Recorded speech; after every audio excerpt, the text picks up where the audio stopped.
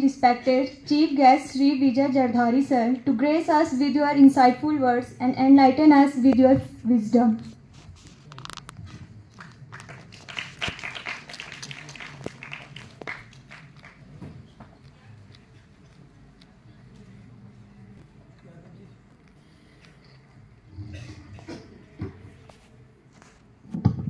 धन्यवाद सर।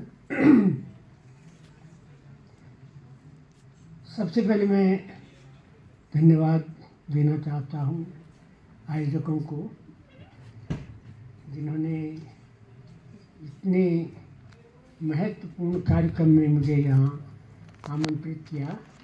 तो मैं हृदय से आभारी हूँ। अपने डीन साहब का, जो भी नए नए आए हैं, डॉक्टर टी.एस. मेहरा साहब, आपका बहुत बहुत धन्यवाद। आपने मुझे यहाँ पर आमंत्रित किया। मैं धन्यवाद करना चाहता हूँ डॉक्टर अरविंद विद्वान जी का, जो यहाँ पर निदेशक हैं, वैज्ञानिक हैं। और सबसे बड़ी बात यह है कि वर्षों से यहाँ सेवाएं दे रहे हैं। और खुशी की बात यह है कि उनकी पढ़ाई भी इसी विद्यालय से हुई है एक ज़माने में। तो मैं आपका भी बहुत बहुत आभारी हूँ कि आपने हमारे नए डीन साहब से मेरा परिचय कराया। मैं धन्यवाद देना चाहता हूँ विजय और हमारे वैज्ञानिक और भावी वैज्ञानिक, हमारे छात्र छात्राओं, आप सबको मैं धन्यवाद करना चाहता हूँ कि आप यहाँ पर आपने मुझे बुलाया और मुझे बोलने का मौका दे रहे हैं। मैं बोलने के लिए तो बहुत है, लेकिन मैं एक साधारण से बात आपको बता दूं कि मैं एक गांव का किसान हूँ। लेकिन सच बात यह है कि मेरा सौभाग्य रहा कि मैं 70 के दशक में चिपको आंदोलन का कार्यकर्ता रहा। और चिपको आंदोलन का, उस चिपको का एक दौर रेणी से शुरू होता है। गौरा देवी, चन्नी प्रसाद भट्ट को आप सुनते हैं। लेकिन आपके पास ही अगर आप गजा की तरफ चले जाएं या हेवल घाटी में चले जाएं, जो एक नदी निकलती है सुकुंडा देवी से और नागनी से होकर गुजरती है, नागनी, खादी, जाजल, और आगे चल के वो गंगा जी में विलीन हो जाती है। तो यहाँ पर चिपको आंदोलन चला और चिपको का पर्यावरण को समझने वाला दौर यहीं से था। पहले वाला दौर जो 73 का है, चमोली का है, उसमें ये था कि बाहर के लोग काट के ले जाते हैं और हम लोगों को रोज़गार नहीं मिलता है। तो वो दौर था कि जंगलों से हमें थोड़ा थोड़ा रोज़गार हमें भी मिले। लेकिन 1977-78 में ये दौर आया हेवल घाटी के अद्वानी गांव से। आपने सुना होगा, यहाँ गजा से जब जाते हैं आपके लोग भी, और अद्वानी से यहाँ पर लोगों ने, इसके पास जोड़ी का डांडा एक गांव है, वहाँ पर लोगों ने जंगल की पीड़ा को समझा और पेड़ों पर जो घाव थे लगे हुए, लीसे के घाव, उन पर मिट्टी और गीली मिट्टी लगा के घाव को बंद करा और बाहर से टाट बोरा लगा दिया कि पेड़ों पर भी जान है। ये आंदोलन की शुरुआती था। और दूसरे में चिपको का आप सभी जानते हैं कि पेड़ों पर चिपके। लेकिन इस घाटी से एक नया नारा निकला, क्या है जंगल के उपकार, मिट्टी, पानी और बयार। मिट्टी, पानी और बयार जिंदा रहने के आगे। जंगल की देन विषा लकड़ी और व्यापार नहीं है। जंगल की देन मिट्टी है, पानी है और हवा है। तो यहाँ से इस आंदोलन का एक पूरा दर्शन बदल गया और ये पूरी दुनिया में मशहूर हो गया। तो ये नारा मेरे दिमाग में था और इसी जो आप डॉक्टर विद्वान साहब ने तो जो कहा कि बीज बचाओ आंदोलन के प्रणेता मैं बना, मैं बीज नहीं मानता अपने को प्रणेता। लेकिन सच बात यह है कि यहाँ के जो पारंपरिक ज्ञान है वो बहुत मूल्यवान है पहाड़ के किसानों का। तो यहीं से जो रासायनिक खाद का जब प्रचलन हो रहा था, मुझे आज बड़ी खुशी है, एक दौर में जब हम यहाँ पर मंडवा, झंगोरा और कोदा कंडाली की बात करते थे, तब जो है यहाँ से हमारा बहुत विरोध होता था। हमारे परिषद के जो साइंटिस्ट थे जीबी पंत एग्रीकल्चर यूनिवर्सिटी के, क्योंकि उनकी पढ़ाई उस ज़माने में हुई थी डॉक्टर एम.एस. स्वामीनाथन के हरित क्रांति के दौर में, वो कहते थे कि हमें कहते थे ये विकास विरोधी लोग हैं। लेकिन आज हमें खुशी है कि दुनिया ने देर से समझा, मंडवा और झंगोरा के बाद देर से समझी, पर आपने 2023 में मिलेट ईयर भी बनाया। तो मुझे बड़ा अच्छा लगा कि आप बच्चों ने जो यहाँ पर पहला वाला नाटक दिखाया कि हम कूड़ा कचरा वहीं डाल देते हैं, जो कुछ खाया मस्ती में पर्यटक आते हैं, दूसरे लोग आते हैं वहीं डाल देते हैं। लेकिन ये संस्कार बदलने की ज़रूरत है। और संस्कार ये कि आप एक टॉफ़ी भी खाते हैं तो उसका रैपर भी घर लाके डस्टबिन में डाल देना चाहिए। और हमें ये भी करना चाहिए कि जो सामान लाते हैं हम पॉलीथीन में, बड़े उसमें, वो भी नहीं लाना चाहिए, अपने घर से बैग ले जाने चाहिए। और पहले जो है कहीं ऐसा नहीं होता था। मैं आपको उदाहरण के लिए ऐसा बैग मेरे पास जरूर होता है, तो ये कूड़े के काम भी आता है, सब्जी लाने का काम भी आ जाता है। और दूसरे में अगर आपको दिक्कत है तो इस तरह के बैग भी आजकल आ रहे हैं। आप लोगों ने, कईयों ने देखा होगा कि है तो ये पर्स है ना, पर्ची तो है, लेकिन इसमें एक बैग है छिपा हुआ।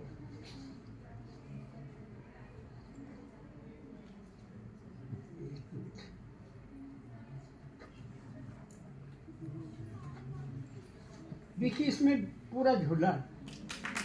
इस तरह की ये मॉडल भी है, आप लोगों को बनाना भी चाहिए। और ये पूरा काफ़ी सामान लाने, 5-7 किलो तक सामान ले आता है।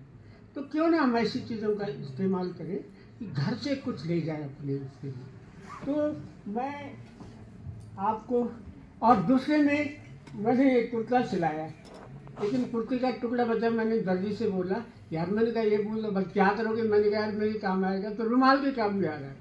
आगे देखिए, तो छोटी छोटी चीज़ों को हमें गौर से सुनना चाहिए। मैं यहाँ पर बहुत सुंदर प्रस्तुतियाँ हुई है और मैं तो गदगद हूँ आपके कि मैं कम ही देख पाया। इस बीच तो आप लोगों ने कई सारे एक हफ्ते से कार्यक्रम किए, मैं नहीं देख पाया, लेकिन बहुत ही महत्वपूर्ण है। देखिए डॉक्टर साहब ने बहुत ही सुंदर ढंग से कहा कि आजकल बहुत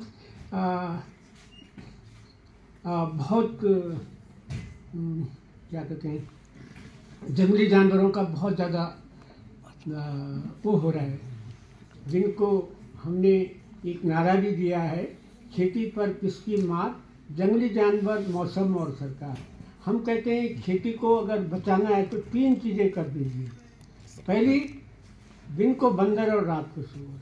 दूसरी, जो क्लाइमेट चेंज हो रहा है, जो क्लाइमेट पहले कैसा चौमासा होता था, 4 महीने का चातुर्मास होता था, अब नहीं होता है। पहले इस रानी चौरी में कितनी बर्फ़ पड़ती थी, अब नहीं पड़ती है। चंबा मसूरी वाला रास्ता 3 महीने बंद रहता था बर्फ़ के कारण, लेकिन अब नहीं रहता है। तो जो मौसम बदल रहा है वो किस लिए बदल रहा है आप सबको पता है। आपको यकीन होगा, मैं चंबा में 70 से 74 के बीच 2 बाइक होती थी, 2 मोटरसाइकिल, राजदूत मोटरसाइकिल लेके, एक डॉक्टर थे, डॉक्टर मुनियाल थे, और एक दूसरे थे दिलमणि बैलवाल, उनकी थी, और एक ब्लॉक की गाड़ी होती थी, और एक होती थी रेड क्रॉस की।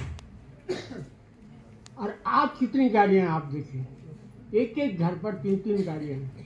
तो जो आज उपभोक्तावाद आ गया है, ये हमारे लिए एक सर्वनाश का रास्ता है, उपभोक्तावाद। जो बड़ी बड़ी सड़कें बन रही हैं, सारी चीज़ें हो रही हैं, तो क्लाइमेट चेंज तो उसके कारण हो रहा है। तो ये जो जीव जंतु हैं वास्तव में उनका भी घर था। बंदरों की फूड हैबिट कैसे बदली आपने उसी में देख लिया कि जब उन्होंने हम नमक और गुड़ अगर किसी को मिल गया, किसी भी जानवर को, तो सबसे ज़्यादा अट्रैक्टिव उसी पर है। जैसे हम लोग हैं, नमक नहीं डाला, जबकि हम बिना नमक के भी खा सकते हैं। कई वनस्पतियाँ हैं, कई चीज़ें ऐसी हैं तो जिनमें ऑलरेडी नमक होता है, लेकिन हम बगैर नमक फलों में भी नमक डाल के ही खाते हैं, चाहे उससे नुकसान ही क्यों न हो। तो ये जो आदतें बदली हैं, अब एक स्वामी जी आते थे ऋषिकेश से देहरादून में, तो मंगलवार को आते थे, उनके पीछे बंदरों की लाइन अपने आप ही लग जाती है, वो गुड़ और चना लेके आते थे। तो इनकी आदतें एक तरह से हमने ही बिगाड़ी हैं और उसके लिए हम ही दोषी हैं। रही बात जंगली जानवरों, बहुत सी चीज़ें सीखने वाली भी है। आप डॉक्टर साहब ने तो बताया है कि हम भी उसी एक तरह से man is a social animal भी आपने सुना है, पढ़ा भी है। और लेकिन जंगली जानवरों की अगर देखें तो कुछ बहुत महत्वपूर्ण आदतें हैं रही है। जंगली जानवर ऐसा नहीं खाते जैसे हम खाते हैं, वो तो आदत हमने बिगाड़ी ना उनकी। वो आपका चाउमीन नहीं खाएगा, बर्गर नहीं खाएगा, आदत नहीं है उसके खाने की, आदत हम डाल देंगे तो और अजैविक भी नहीं खाएगा, जो रासायनिक खेती की बात हम कर रहे हैं वो भी नहीं खाएगा। मैं सच बताऊँ आपको, मेरे खेत हैं,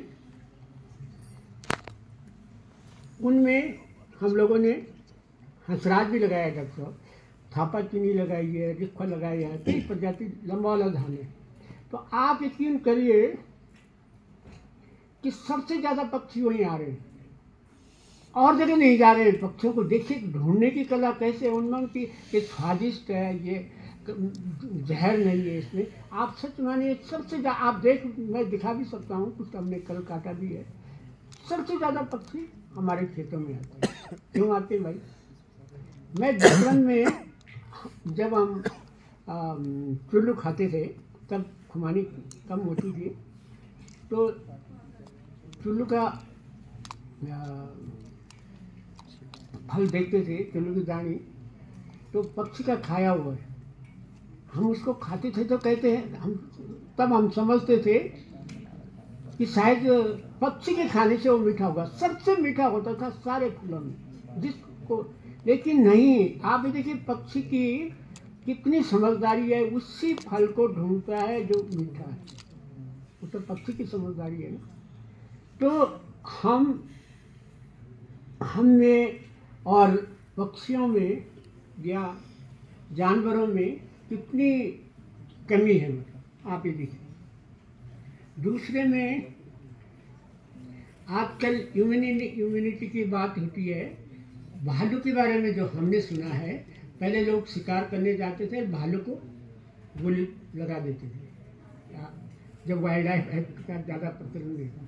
तो क्या होता था, कुछ दिनों बाद भालू की गोली लगेगी, गोली अंदर चली गई, लेकिन कुछ घंटों में भालू का घाव अपने आप भर जाता था। लोग जो शिकारी हमसे कर रहे, तो क्या कारण था?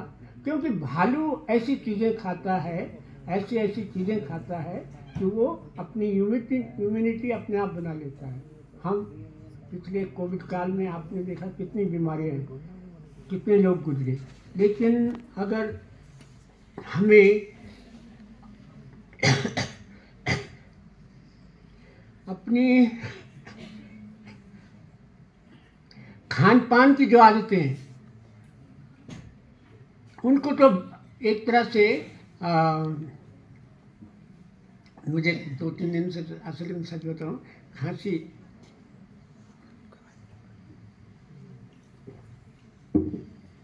अब बाघ के बारे में चर्चा है कि बाघ बहुत ज़्यादा हो गए, लेकिन बाघ इतना डरपोक जानवर भी, आप सब लोग तो पढ़ने वाले लोग हैं, इतना डरपोक भी कोई जानवर नहीं होता है जितना बाघ या तेंदुआ या लेपर्ड जो भी कहें आप उसको। आप यकीन मानिए, अगर आपने आप जा रहे हैं, आपके पीछे से बाघ आ जाएगा, आपने एक छोटा सा पत्थर उठा के फेंक दिया, पहले बाघ का स्वभाव ये था, उसी से डर के मारे भाग जाएगा। और इतना चालाक भी है, कहते हैं पुराने लोग कहते हैं, बाघ कहता है कि मैं एक साकिना, एक आप लोग जानते हैं कुछ पहाड़ के हैं, साकिना की पत्ती के पीछे भी छुप जाऊंगा, अगर मेरा पूछ नहीं होगा तो मैं पत्ती के पीछे छिप सकता हूँ, इतना चालाक भी है। तो ये जो जानवर, जंगली जानवर उठा के ले जा रहे हैं बच्चों को, बड़ों को, उनकी आदत में मनुष्य का भोजन तो है नहीं। हमने क्या किया कि गोल्ड काकड़ा इनका जो भोजन था वो तो हम लोगों ने खाया भी एक ज़माने में, और अब अगर है भी तो क्या बात हो गई कि कुछ ये भी कहा जाता है, कुछ बाघ ऐसे हैं जो ज़्यादा दौड़ नहीं सकते हैं, उनके दांत घिसते हैं, बूढ़े हो गए, उनकी पहचान तो वन विभाग करता नहीं है। या कुछ लोग कहते हैं कि चिड़ियाघर के यहाँ ला देते हैं, वो नहीं कर सकते तो आसानी से इंसान को शिकार बना लेते हैं। तो ये एक बहुत ज़रूरी है कि हमारा जो आप लोग पढ़ते हैं कि जो जानवर और इंसान का जो आपका थीम भी है, वो तभी संघर्ष तभी रुक सकता है जब हम लोग भी अपनी सावधानी से अपने जीवन को चलाएं और उनके हैबिटाट को, उनका जो घर है, एक तरह से उसमें दखल न करें। अब जहाँ आप ऋषिकेश के बीच कुछ दिन हाथी, पागल हाथी लोग कहते थे ना, तो पागल हाथी थोड़ी, पागल तो हम हैं जिन्होंने उनका घर छेड़ दिया, वहाँ रात दिन करके इतनी बड़ी बड़ी गाड़ियाँ चल रही हैं कि उन्हें आराम से वो नहीं मिलता है। फिर जितना शोरगुल हर एक जगह हो रहा है, तो एक तरह से वो, अब कोई लोग कह रहे थे कि अब उनकी भी आदत बदल रही है, बाघ रीछ की या लेपर्ड की, जो तेंदुए हमारे यहाँ, बाघ तो कम है, कह रहे हैं कि अगर कहीं शादी होती है, वहाँ लोग नाच गान कर रहे हैं, तो वो नज़दीक आ जाता है बाघ भी, वो नाच गान हो रहा है, लाइट जल रही है, वो भी दूर से तमाशा देखते हैं। और बंदरों का तो आपने देखा होगा, जब खाने का हम लोगों ने आदत डाली पहाड़ के लोगों ने, तो सच बताऊं दीन साहब, बंदर जहाँ ढोल बजते हैं बंदर वहीं आ जाते हैं। उसी धुआं उड़ गया तो लोग कहते हैं यहाँ भट्टी लगने वाली है, यहाँ भात दाल पकने वाला है, लोग जूठन खाएंगे और वहाँ डाल देंगे, और फिर बंदर बड़ी संख्या में आ जाते हैं। तो ये एक बहुत बड़ी त्रासदी है हमारे समाज की, जो हम लोग, जो जीवन शैली हम लोगों ने बनाई, वो बहुत ही खतरनाक है। पहले लोग क्या करते थे, अगर